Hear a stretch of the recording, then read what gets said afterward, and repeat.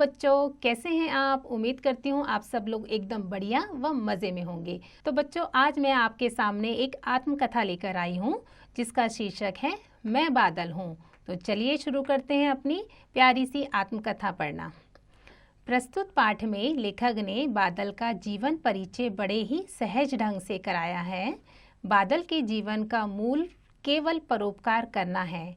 इसी प्रकार हमें भी परोपकारी बनना चाहिए। मेरी आत्मकथा ध्यान पूर्वक सुनो। आओ, सबसे पहले मैं तुम्हें अपना परिचय दूं। मैं सांवले और चिकने शरीर वाला हूँ। मैं अपना रूप रंग कई बार बदलता हूँ।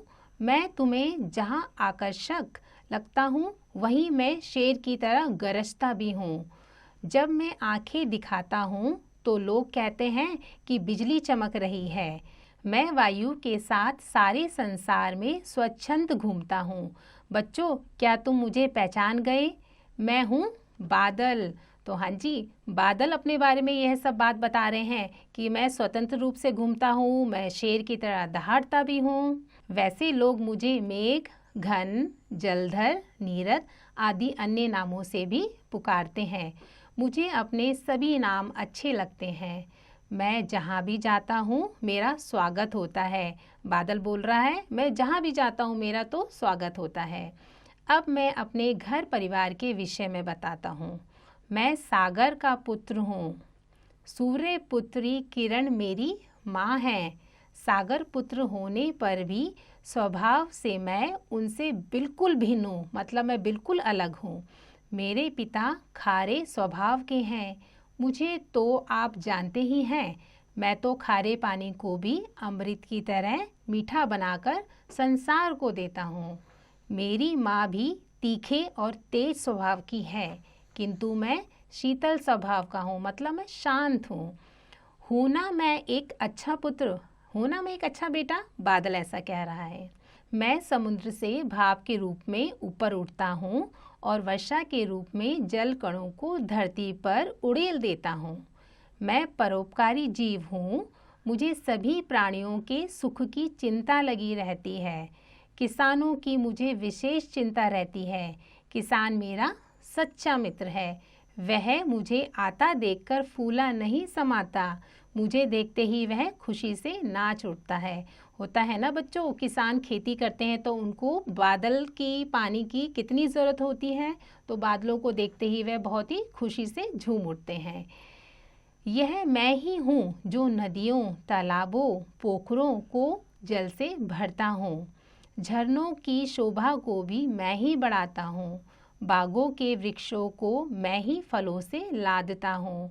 मैं रेगिस्तान को उपवन में बदल सकता हूँ। मेरे रूप पर रीझ कर अनेक कवियों ने कविता की रचना कर डाली है। मैं जो जलकण धरती पर उड़ेलता हूँ उन्हें वर्षा रानी की उपाधियाँ भी कवियों ने ही दी है। यह तो है मेरा आकर्षक रूप, मतलब मेरा बहुत ही अच्छा रूप।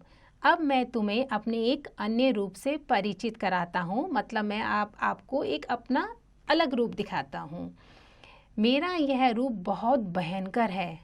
जब मैं अपने को संभाल नहीं पाता तब मैं पृथ्वी पर बाढ़ ला देता हूँ। खेत खलियान, घर, मकान सभी पानी में डूब जाते हैं। तब मेरा मित्र किसान भी मुझे कोसने लगता है। मैं स्वयं भी इस स्थिति से दुखी हो जाता हूँ। वैसे मैं सबका भला चाहने वाला हूँ। मैं सभी प्राणियों के प्रति दयालु बना रहना चाहता हूँ, पर कोई ना कोई कमी तो सभी में होती है। सभी तो पूर्ण नहीं होते। बादल बोल रहा है, वैसे तो मैं सबका भला करना चाहता हूँ, पर मुझ में भी थोड़ी सी कमी है। मेरे ना आने पर सूखा पड़ जाता है। हरे भरे खेत सूख जाते हैं। ऐसा ही होता है ना, जब बारिश ही नहीं होगी, जब पानी ही नहीं होगा तो खेतों का क्या हाल होगा। बिना पानी के तो वो मुरझाएंगे ही।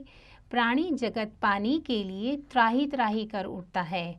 क्या तुम जानते हो, इस स्थिति के लिए मैं नहीं बल्कि तुम स्वयं दोषी हो। मतलब बादल बोल रहे हैं कि ये जो भी स्थिति है इसके लिए मैं नहीं, तुम सब इसके लिए रिस्पॉन्सिबल हो। बस इतनी ही है मेरी जीवन गाथा। तो बच्चों बादल कह रहा है कि बस इतनी ही है मेरी जीवन गाथा। तो बच्चों कैसी लगी आपको यह है जीवन गाथा और आत्मकथा बादल की? उम्मीद करती हूँ आपको अच्छी लगी होगी और इसी तरीके से आप इसका आगे भी अभ्यास करते रहेंगे और इसके अभ्यास कार्य आप स्वयं से करें।